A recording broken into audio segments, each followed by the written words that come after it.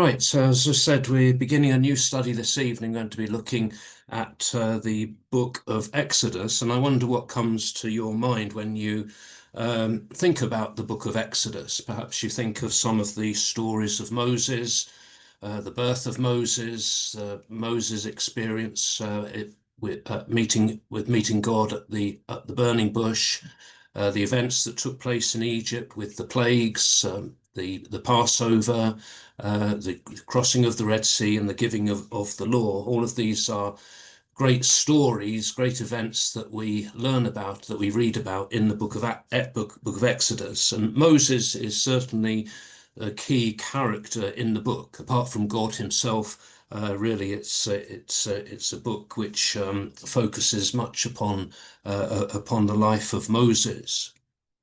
The book of Exodus occupies an important position in the Old Testament. It's the second book of the Bible, but it is the link between the accounts in Genesis of the patriarchal age and the introduction of the Mosaic age with the giving of the law of Moses. So the book of Exodus shows us how God fulfilled the promises that he made to Abraham and to the descendants of Abraham, that he would make of them a great nation, that he would give them land. The promises go back really to Genesis chapter 12, verses 2 and 3, where God calls Abram and makes this promise to him in Genesis chapter 12. Verses 2 and 3, God says to him, "And I will make of you a great nation, and I will bless you and make your name great so that you will be a blessing. I will bless those who bless you, and him who curses you I will curse. And by you all the families of the earth shall bless themselves." And we see that promise made to Abraham being repeated several times in the book of Genesis. It's repeated to Abraham's son Isaac, and it's repeated again to Jacob as well. In Genesis chapter 15, verses 13 and 14, we have God repeating the promise here. "Then the Lord said to Abram, know of a surety that your descendants will be sojourners in a land that is not theirs, and will be slaves there, and they will be oppressed for 400 years. But I will bring judgment on the nation which they serve, and afterward they shall come out with great possession." So God even mentioning there the events that are recorded in the book of Exodus and what would happen to the descendants of Abraham. And then further on in Genesis chapter 46, verses 3 and 4, the words of God being spoken to Jacob here when Jacob is about to go down into Egypt. In Genesis chapter 46, verse 3, then he said, this is God speaking, then he said, "I am God, the God of your father. Do not be afraid to go down to Egypt, for I will there make of you a great nation. I will go down with you to Egypt, and I will also bring you up again, and Joseph's hand shall close your eyes." So these promises and prophecies that are made there in the book of Genesis find their fulfillment in the book of Exodus. And so this is why the book of Exodus is an important book. The book of Genesis ends with the death of Joseph in Egypt in Genesis chapter 50 and verse 26, the very last verse of the book of Genesis. "So Joseph died being 110 years old, and they embalmed him, and he was put in a coffin in Egypt." And then the book of Exodus continues on with the account of the Israelites in Egypt. And we learn of their slavery and their oppression. So really, Exodus is the sequel to the book of Genesis. And the opening verse of the book of Exodus follows on immediately from that final verse of Genesis. Exodus chapter 1, verse 1 says, "These are the names of the sons of Israel who came to Egypt with Jacob, each with his household." And then we're given the list there of their names. So Exodus, the book of Exodus, is really the continuation of the stories of the book of Genesis. And as the book develops, we see how God will bring about their deliverance and the beginning of their identity as God's own people. The historical event of the Exodus itself, when Israel was brought out of Egypt, was really the most important event in the history of Israel. And it's an event which is referred to time and time again in the Old Testament, as well as there being reminders of it in the New Testament as well. So the people of Israel are constantly encouraged to look back to the Exodus as the event in which God brought about their deliverance and their redemption. So many passages in the Old Testament, just to pick out a couple here in Psalm 105, which is really a psalm summarizing the history of Israel. There's a long section in there talking about the events which are recorded in the book of Exodus. And Psalm 105, starting at verse 26 and really going through down to verse 42. We won't read all of this here, but verse 26 begins, "He sent Moses, his servant, and Aaron, whom he had chosen. They wrought his signs among them and miracles in the land of Ham. He sent darkness and made the land dark. They rebelled against his word. He turned their waters into blood." And it's a reminder there of all those plagues that came upon Egypt at that time. Verse 37, "Then he led forth Israel with silver and gold, and there was none among his tribe who stumbled." So constantly throughout the Old Testament, we come across these reminders of what God had done in Exodus, in bringing the people out of Egypt. And then coming into the New Testament as well, we find reminders of this event in Stephen's speech in Acts chapter 7. And from verse 30. Now, when 40 years had passed, an angel appeared to him in the wilderness of Mount Sinai in a flame of fire in a bush. When Moses saw it, he wondered at the sight, and as he drew near to look, the voice of the Lord came, "I am the God of your fathers, the God of Abraham and of Isaac and of Jacob." And Moses trembled and did not dare to look. And he continues on in the speech there, reminding the people again of those events that we read of in the book of Exodus. In 1 Corinthians chapter 10, verses 1 to 4, Paul makes reference here to events from that period as well. "I want you to know, brethren, that our fathers were all under the cloud and all passed through the sea, and all were baptized into Moses in the cloud and in the sea, and all ate the same supernatural food, and all drank the same supernatural drink, for they drank from the supernatural rock which followed them, and the rock was Christ." So again, in the New Testament, we find these references, these reminders to this great event. And the Lord's Supper itself, that we take now, was instituted in the context of the Passover festival. They were celebrating the Passover, which was the festival that reminded the people of their deliverance from Egypt, their condition of slavery in Egypt. And so there's that connection there as well. So it really was a most important event in the history of Israel, and even today it's one which the Jews are constantly thinking back to and being reminded of that great event. Well, the title of the book in our Bibles, we call it the Book of Exodus. It's the sometimes referred to as the second book of Moses. Some headings in some Bibles have it as the second book of Moses, Genesis being the first book of Moses through to Deuteronomy. Those first 5 books are attributed to Moses. In the Hebrew Bible, its title is derived from the opening words of the book in Exodus chapter 1 and verse 1. These are the names of, and that's the title in the Hebrew Bible. Sometimes it's just shortened to names. The Hebrew word for names is Shemot. So that's the title of the book in the Hebrew Bible. The title that we give to the book, we call it Exodus. It's a Latin form of the title that is given in the Greek translation of the Old Testament, which is called the Septuagint, and that's the word Exodus. And the word Exodus means going out or departure. And Exodus chapter 19 and verse 1 is really where that name comes from, that title.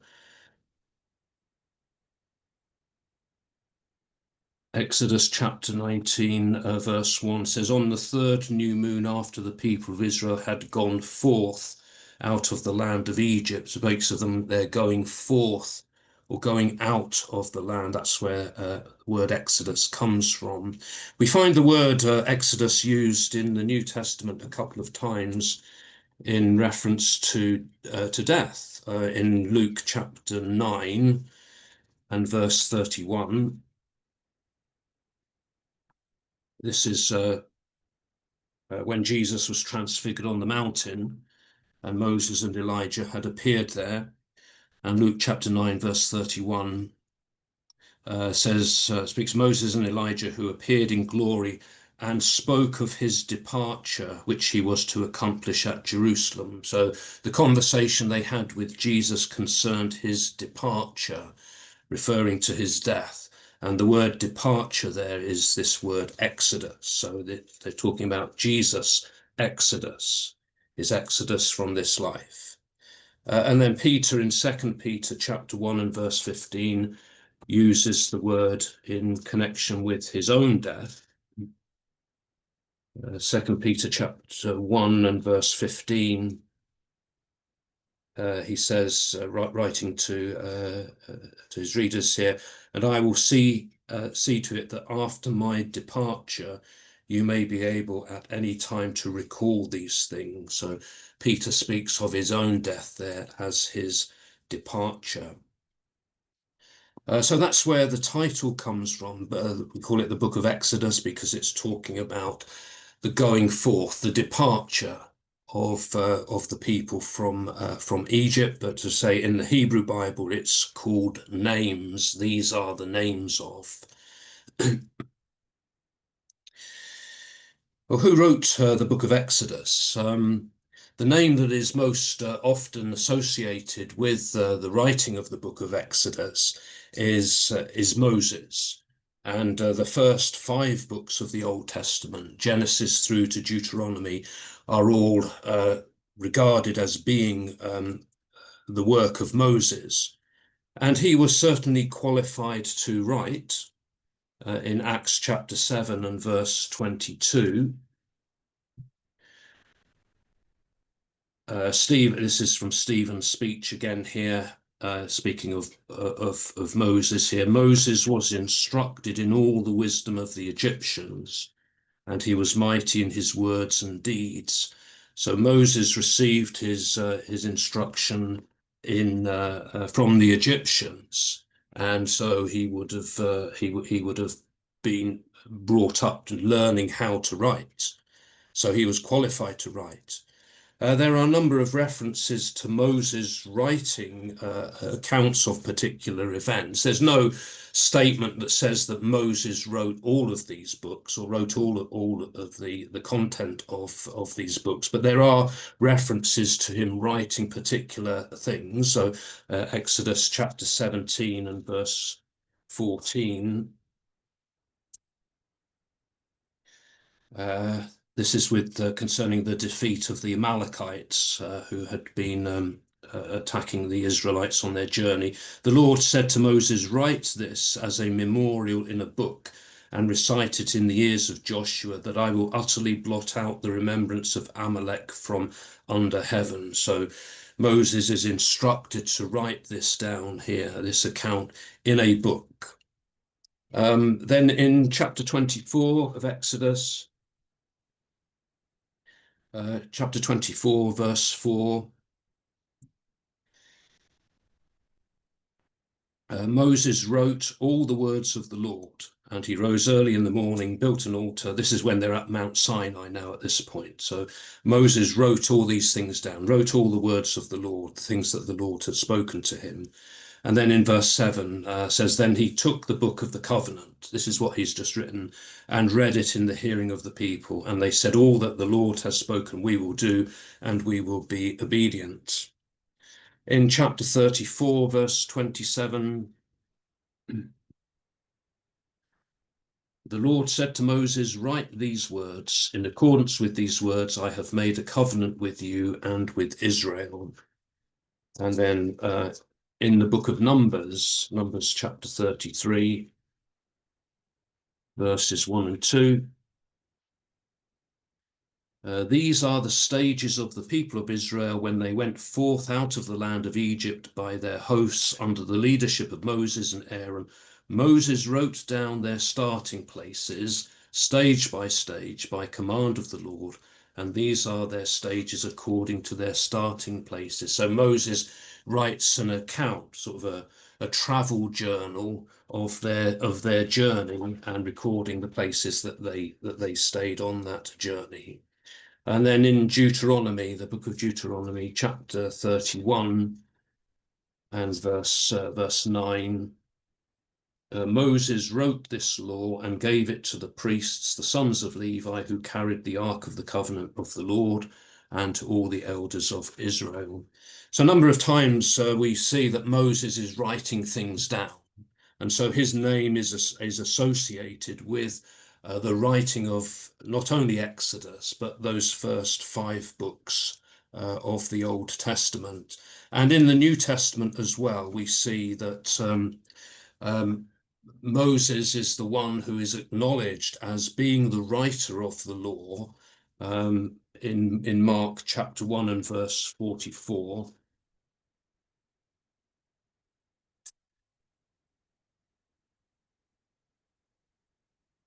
Mark chapter 1, verse 44. This is the words of Jesus here, the occasion of cleansing a leper. He says to the leper, see that you say nothing to anyone, but go show yourself to the priests and offer for your cleansing what Moses commanded for a proof to the people. So Jesus referring there to something that is written in the book of Leviticus. And he says that Moses, something that Moses has commanded. In John's Gospel, John chapter 1 and verse 45 as well.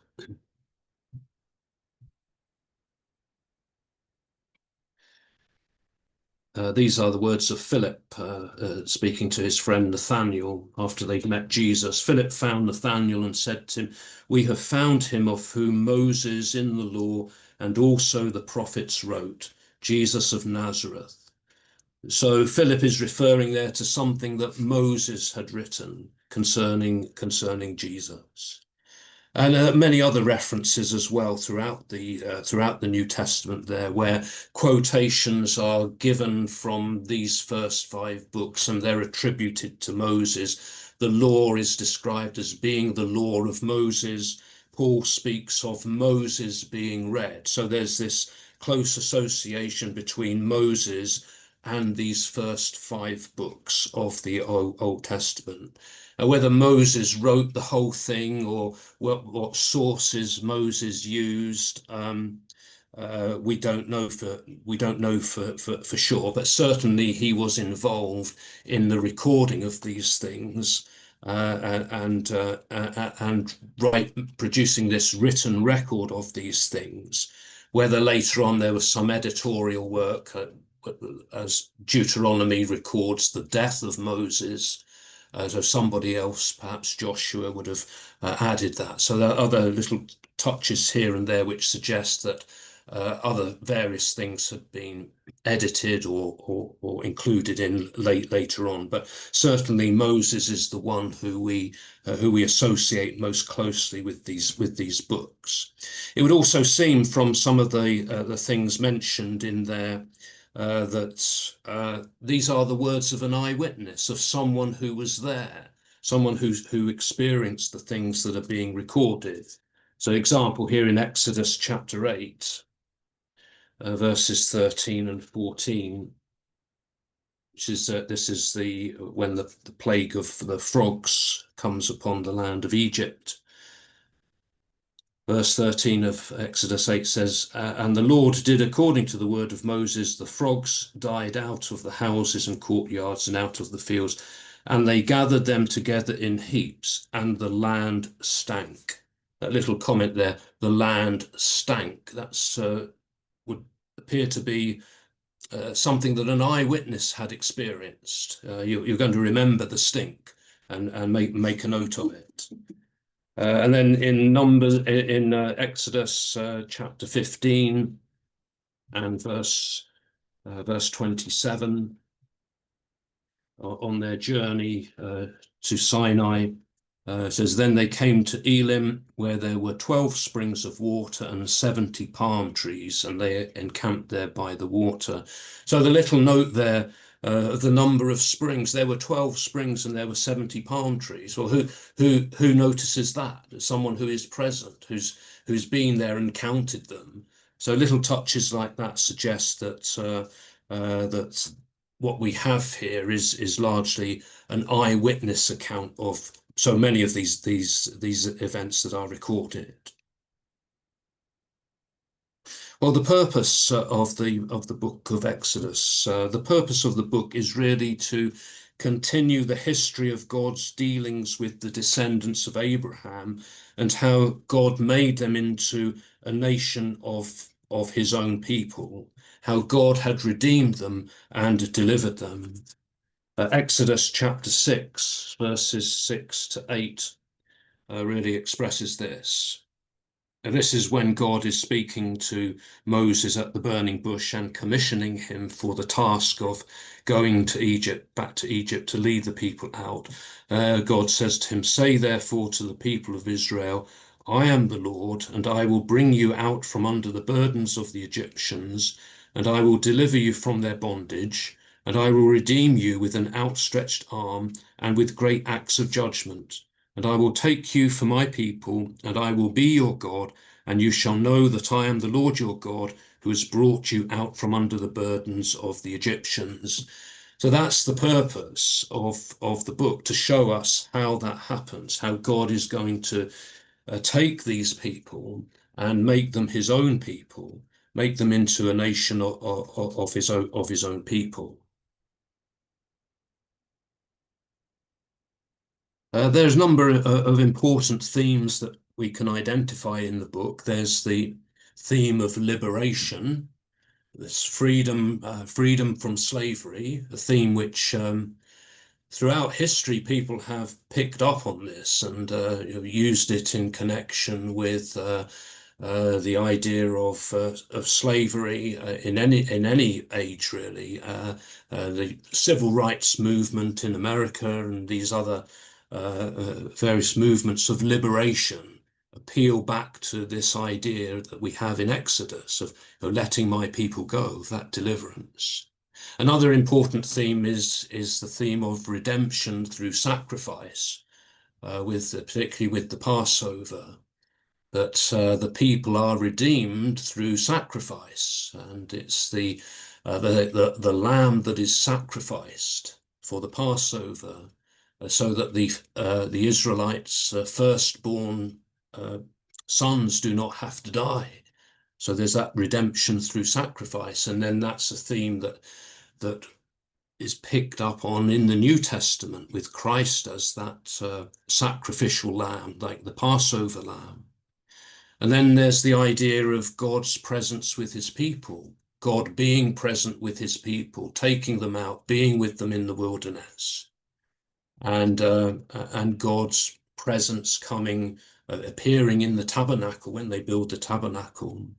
And so worship and service is another important theme, that when they get to Mount Sinai, there's God appears on the mountain through the flame and the fire and all the things that are going on there, and the giving of the law, the instructions on how they are to live their lives and how they are to serve God.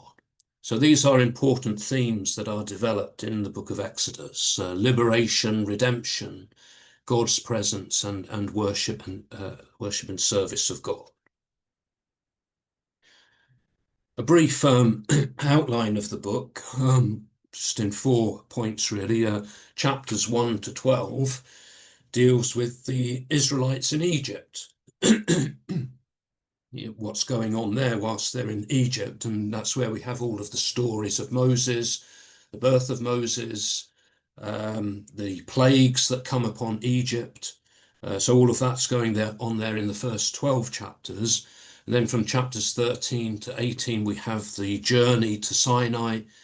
The people come out of Egypt, cross the Red Sea, and make that journey to Mount Sinai. And then in chapters 19 to 24, we have the law, the giving of the law, and the book of the covenant, with those instructions that are going to make them into a nation, the laws that they are to follow.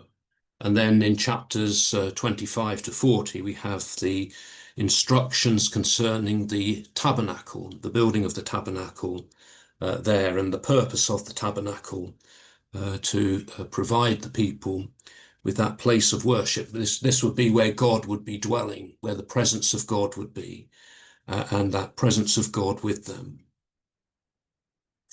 And some of the key verses that we might note: Exodus chapter 3, verses 7 to 10. Then the Lord said, I have seen the affliction of my people who are in Egypt, and have heard their cry because of their taskmasters. I know their sufferings, and I have come down to deliver them out of the hand of the Egyptians, and to bring them up out of that land to a good and broad land, a land flowing with milk and honey, to the place of the Canaanites, the Hittites, the Amorites, the Perizzites, the Hivites, and the Jebusites.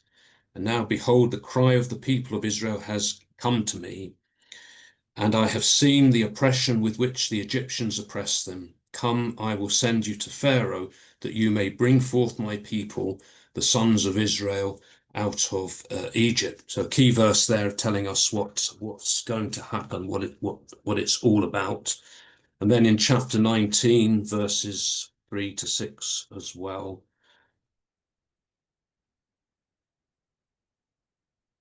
When they come to Mount Sinai here, and Moses went up to God, and the Lord called him out of the mountain, saying, Thus you shall say to the house of Jacob, and tell the people of Israel, You have seen what I did to the Egyptians, and how I bore you on eagle's wings, and brought you to myself. Now, therefore, if you will obey my voice and keep my covenant, you shall be my own possession among all peoples. For all the earth is mine, and you shall be to me a kingdom of priests and a holy nation. These are the words which you shall speak to the children of Israel. So here's God saying to Moses that the people, they're going to be his people, that they must obey his commandments, and he will make of them a kingdom of priests and a holy nation. So that promise there that God is making to the people, that they were going to be his people, his nation.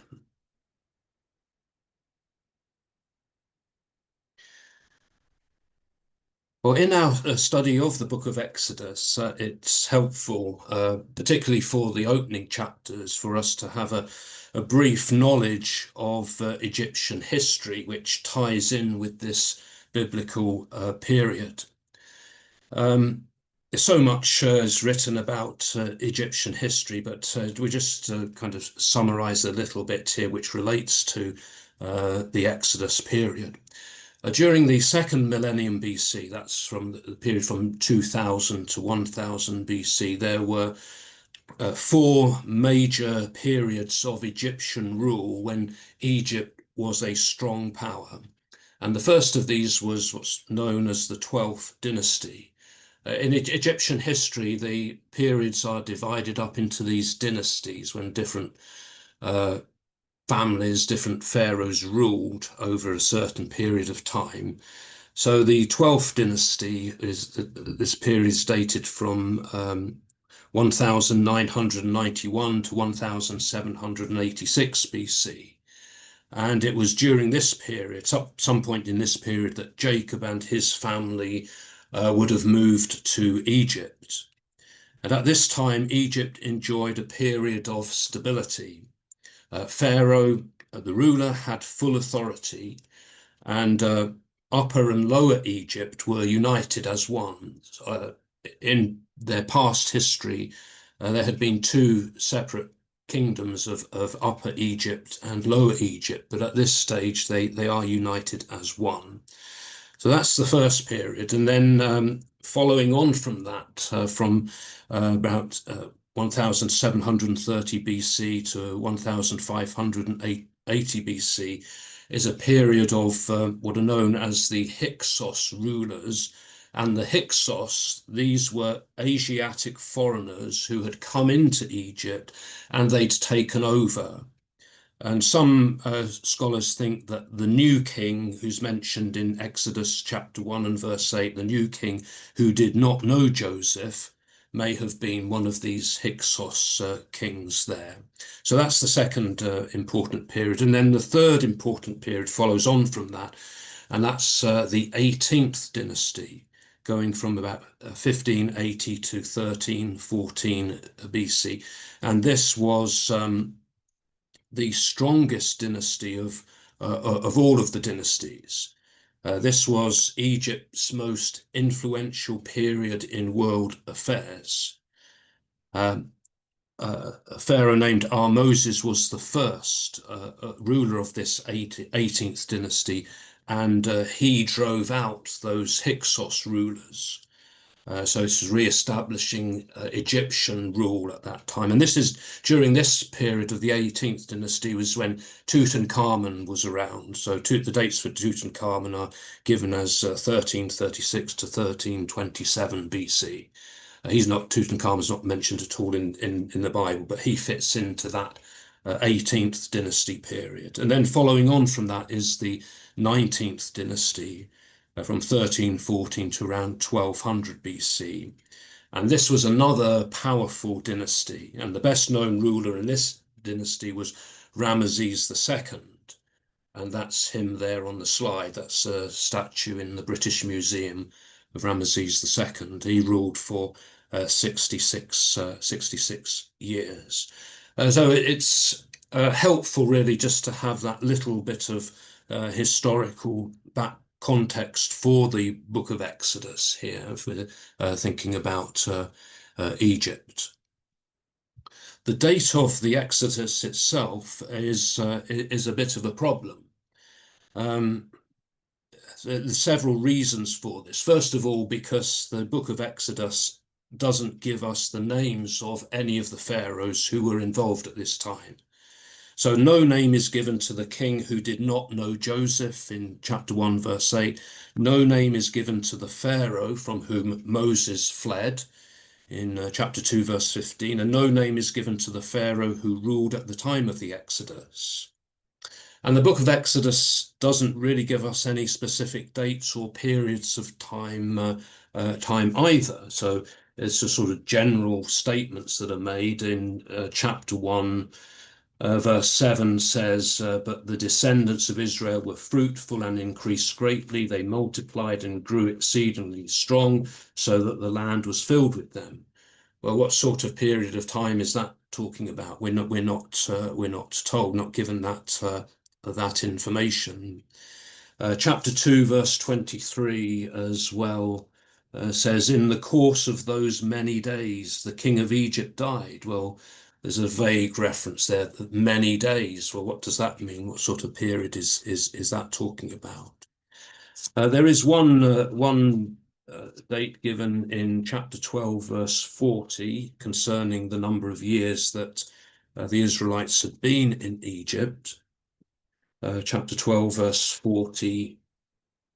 The time that the people of Israel dwelt in Egypt was 430 years. At the end of 430 years, on that very day, all the host of the Lord went out from the land of Egypt. But what is that of 430 years from when? When does that start? We don't know the exact date when Jacob and his family went down there, so we can't really put that all together. Also, another problem in dating this is that there's no evidence from outside of the Bible to the Exodus.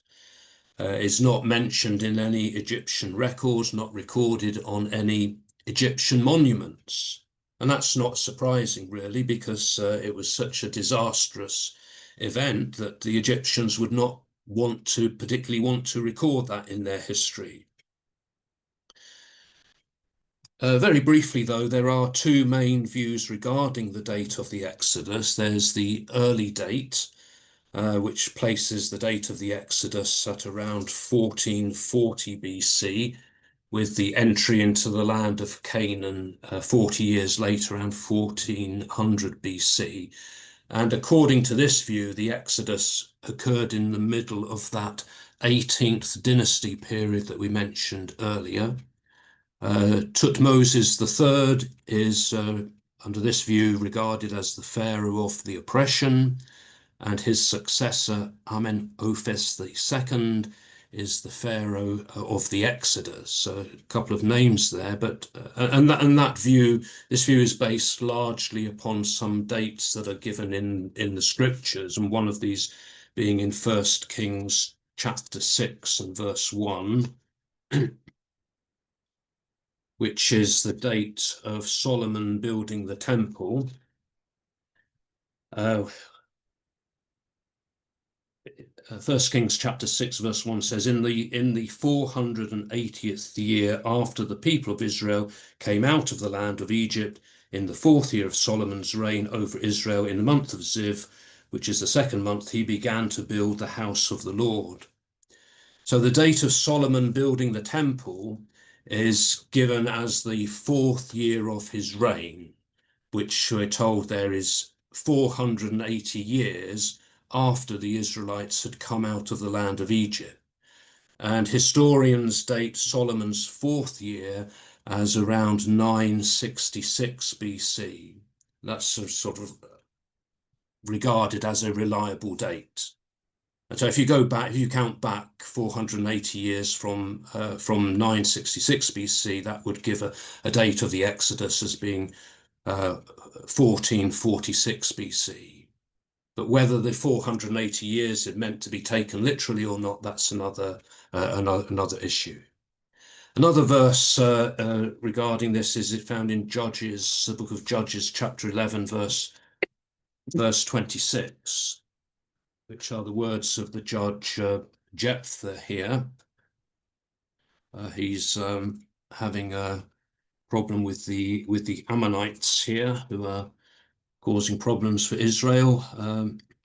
And he's speaking to them here, verse 26, he says, while Israel dwelt in Heshbon and its villages, and in Aroer and its villages, and in all the cities that are on the banks of the Arnon, 300 years, why did you not recover them within that time? So in that verse there, Jephthah is saying, what he's saying to the Ammonites is that the Israelites have been living in these villages for 300 years.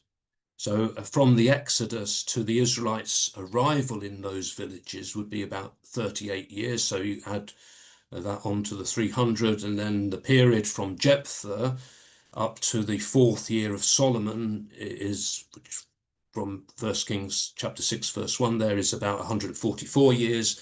That gives a total of 482 years from the Exodus to Solomon's 4th year as well. So that sort of date ties in with what we have in 1 Kings chapter 6 verse 1. So it sounds all a bit complicated, and perhaps it is a little bit, but basically that's where the argument comes from for that early date of the Exodus. The late date places the date of the Exodus around 1290 BC, during the reign of Ramesses II, who we saw his picture earlier, and the entry into Canaan then would be around 1250 BC, 40 years later.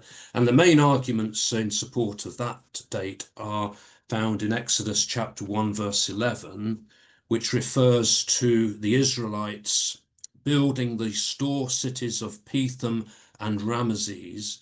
And it's argued there that Ramesses, the city of Ramesses, is named after this pharaoh. Ramesses II was a great builder, and it's argued that the Israelites built that city. And Ramesses II reigned from 1304 to 1238 BC. But that may not be the case. The name Ramesses is also used in Genesis chapter 47, verse 11, for the land where Jacob and his family settled. So Jacob could not have settled in Egypt during the time of Ramesses II. So it's some argument over there whether that Ramesses, the city of Ramesses, can be attributed to Ramesses II as well. But then also from, in support of the later date, from archaeological excavations in Palestine, a number of sites of various cities show evidence of destruction in the 13th century BC. And it's claimed that this is evidence of the Israelites' entry into the land at that time and their destruction of those cities. So these are the suggested dates, but no one can be certain. No one should be dogmatic about any of these dates. And really, it would be nice to know more about this or to be more certain, but in the end, it doesn't really matter that much. What's important is the story of the Exodus and the fact that it did happen. We may not be able to place a precise date on it, but it did happen, and it teaches us these important lessons about God.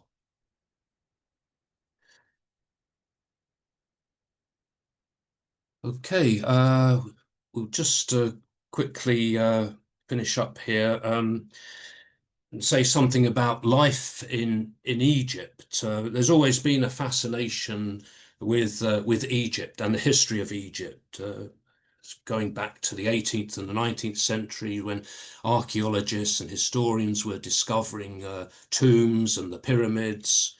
And in I think 1924 was it, when the tomb of Tutankhamun was discovered. There's always been this great interest in Egypt. The River Nile played a very important role in Egyptian life. The Egyptians, the majority of the population, lived near the Nile, and they depended upon it for their well-being. And the annual flooding of the Nile provided fertile soil and irrigation for crops and enabled the Egyptians to produce abundant harvests. During the time of the Roman Empire, Egypt was known as the breadbasket of the Roman Empire because it produced so much wheat, so many good crops. And this was because of this annual period of when the Nile would flood, and it would leave behind this fertile soil. Beyond the Nile, though, the land was really pretty bare, pretty much a desert. So without the Nile, Egypt would really be a complete desert. And as the Nile reached its outlet into the Mediterranean Sea, it fanned out into a delta, which you can see on the map there, and which provided these broad areas of land for farming. The land of Goshen, where Jacob's family settled, was on the east side of the delta, and it's marked there on the map. And that was a good region for growing crops as well. The delta region was called Lower Egypt, and the area to the south of that was called Upper Egypt, the Nile Valley. As I mentioned earlier, at some point in the early history, these were two separate kingdoms, Lower Egypt and Upper Egypt, but they became united as one later in their history. Religion played a very important role in Egyptian life. The people believed in many gods, often identifying them as various birds and animals, and the gods influenced the decisions that people made. There were national deities which ranked higher than local gods, and these included Ra, who was the sun god, Pharaoh was regarded as the son of Ra, so Pharaoh himself was considered to be a god. There was Osiris, who was god of the dead and the afterlife. Isis was his sister and also his wife. And then there was Horus, who was the son of Osiris and Isis, and Horus was presented in the form of a falcon. So these were some of the important gods, but there were so many more. And the Nile itself was regarded as a god as well.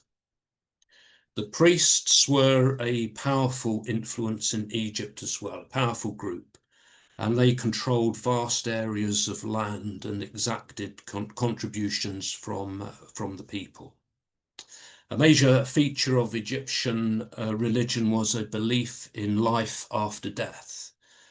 So people believed that a record of their good deeds would be weighed after their death, which determined their status in the afterlife. The embalming of bodies and the construction of vast tombs, which contained various items and objects, such as food and drink and pieces of furniture, and even servants and animals. These were considered to be things that the person would need in their next life. And so all of these things were put into the tomb with them. And I suppose probably the greatest discovery being the tomb of Tutankhamun, which was complete. So many tombs had been robbed, but Tutankhamun, when they opened that up, everything was there, all pieces of furniture and other items that he would need in the afterlife. So this was an important aspect of Egyptian life as well. And when we come to the plagues, what we'll see is that the plagues are an attack on the various gods of the Egyptians. So we'll see that when we get to that part of the book. Various names are given to Egypt. One of the earliest names was the name Kem or Kemet, and that name meant black land, and that referred to the rich black soil that came after the flooding of the Nile. It was also referred to as the land of Ham. There's a few references in the Psalms. We read one earlier in Psalm 105, verse 23. Ham being the son of Noah, and believed that descendants of Ham were there in Egypt, so it's referred to as the land of Ham. It's the Hebrew term for Egypt is Mitzrayim, and when we read the word Egypt in our Bibles, that's not how they refer to it. That's a sort of an anachronism, really, that we read it as Egypt, because it was known to the Hebrews as Mitzrayim, and that's the word used in the Hebrew Bible whenever we come across that name Egypt there. And then the name Egypt itself comes from the Greek, a Greek name for the land, Aegyptos. So that's more of a modern name that is used for it. And then a poetic name that's used of Egypt is the name Rahab in Isaiah chapter 30 and verse 7. So that's a little bit about the background to Egypt, a little bit on the history, and a little bit on the introduction to the book itself. So next week we'll get into looking at the text of the book itself. So if you want to do something before next class, then read Exodus chapter 1, because that's the chapter that we'll be looking at next week there. So thank you all for being